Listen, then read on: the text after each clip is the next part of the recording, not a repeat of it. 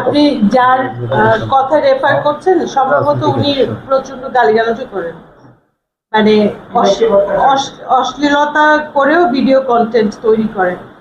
তো সেক্ষেত্রে মানে বুড়া ভাম তো কিছুই না আমার মতে। আর বয়স্ক মানে ওনার স্টাইলটাই তো এরকম।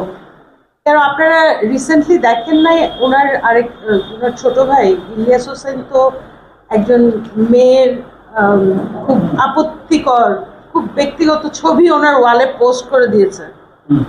তো এই ছোট ভাই বড় ভাই ওনাদের ব্যক্তিগত রুচির পর্যায়টা এরকম। কি বলবেন বলেন? আপনি প্রসঙ্গটা নিয়ে একটু বলেন। এই যে ইলিয়াস হোসেন একজন নারীর ব্যক্তিগত ছবি তার পেজে দিয়ে দেয়, এটা সাংবাদিকতার এথিক্সে পড়ে না? না, এটা কোনো এথিক্সেই পড়ে না। এক, দুই নম্বর হচ্ছে এটা রীতিমতো অপরাধের জায়গায় পড়ে। মানে এর আগে উনি যেটা করেছেন সেটা হলো মিথ্যাচার করেছেন, মিথ্যা কথাটা প্রচার করেছেন সত্যের মতো কনফিডেন্স দিয়ে। আর এরপর উনি আরেকটা যেটা করলেন সেটা তো অপরাধের পর্যায়ে পড়ে। মানে কি বলবো বলেন, এটা রীতিমতো অপরাধের পর্যায়ে। এখন হয়তো বা এই কারণে ইলিয়াস হোসেনের বিরুদ্ধে হয়তো ভয়ে কোনো পদক্ষেপ নেওয়া হবে না।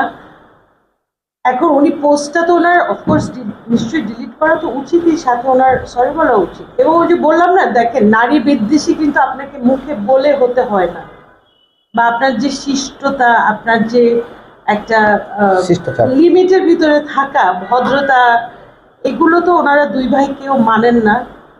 মানে এক ভাই নিজের ছবি অন্যকে পাঠায় আর ছোট ভাই অন্যের ছবি নিজের ওয়ালে ছাপে, মানে দুটাই আপনার বাকিটা বুঝে নিয়ে না।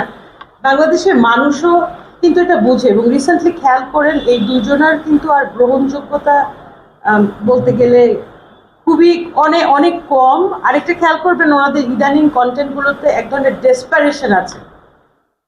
পিনাকি ভট্টাচার্য শেষ যে ভিডিওটা দেখলাম ওটাতে ওনার বক্তব্যের চাইতে অভিনয় শৈলীটা অনেক বেশি প্রমিনেন্ট হয়ে গেছে।